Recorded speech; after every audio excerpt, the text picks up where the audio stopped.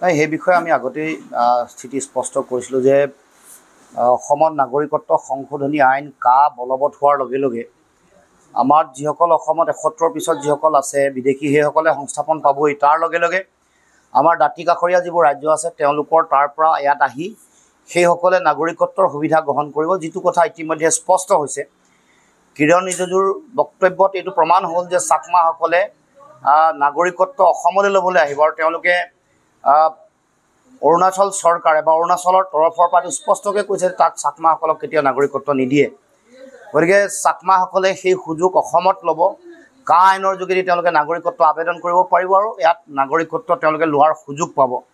গতিকে এই আইনখনৰ যোগেদি অসমৰ মানুহৰ ওপৰত সকলো ধৰণে অন্যায় কৰা হৈছে আৰু এইখন এখন অসমৰ প্ৰতি প্ৰচণ্ড ভাবুকি, এখন জাতিধ্বংসী আইন আৰু অসমৰ মানুহৰ ভৱিষ্যত ধ্বংসৰ মুখলৈ ঠেলি দি দিল্লীয়ে বা অসমত বিজেপি চৰকাৰে এই আইনখন জাপি দিছে। গতিকে এই কথা আমি আগতেও কৈ আহিছোঁ, আজিও পুনৰ প্ৰতিবাদ কৰি কৈছোঁ যে এইখন আইন কোনো কাৰণতে কেতিয়াও অসমৰ ৰাইজে মানি লোৱা নাই, মানি নলয়। আৰু সেইকাৰণে এইবাৰ নিৰ্বাচনত এই আইনখন এটা শক্তিশালী ইছ্যু হিচাপে পৰিগণিত হৈছে।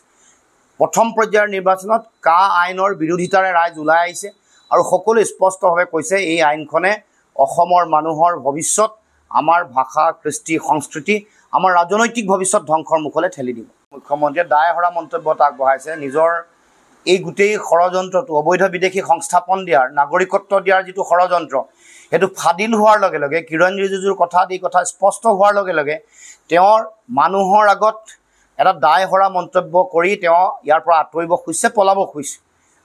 কাৰণ ইতিমধ্যে কিৰণ ৰিজিজুৱে কৈছে যে তেওঁ অসমৰ মুখ্যমন্ত্ৰীৰ লগত আলোচনা কৰিছে, চাকমাসকলৰ নাগৰিকত্ব অসমত সংস্থাপনলৈ আলোচনা কৰিছে। গতিকে এইটো স্পষ্ট এগৰাকী কেন্দ্ৰীয় মন্ত্ৰীয়ে অসমৰ মুখ্যমন্ত্ৰীৰ লগত আলোচনা কৰিছে। গতিকে এই গোটেই বিষয়টো মুখ্যমন্ত্ৰীয়ে লুকুৱাবৰ কাৰণে, দায় সাৰিবৰ কাৰণে, গোটেই বিষয়টো গাপ দিবৰ কাৰণে চেষ্টা কৰিছে। কাৰণ জানে যে এই নিৰ্বাচনৰ সময়ত এই গোটেই কথা বতৰাবোৰ গম পোৱাৰ লগে লগে ৰাইজে ৰাইজৰ ক্ষোভৰ সন্মুখীন হ'ব, ৰাইজে বিজেপিৰ বিৰুদ্ধে ভোটদান কৰিব। সেইকাৰণে পলাবৰ কাৰণে, দায় সাৰিবৰ কাৰণে মুখ্যমন্ত্ৰীয়ে এনেকুৱা ধৰণৰ মন্তব্য আগবঢ়াইছে।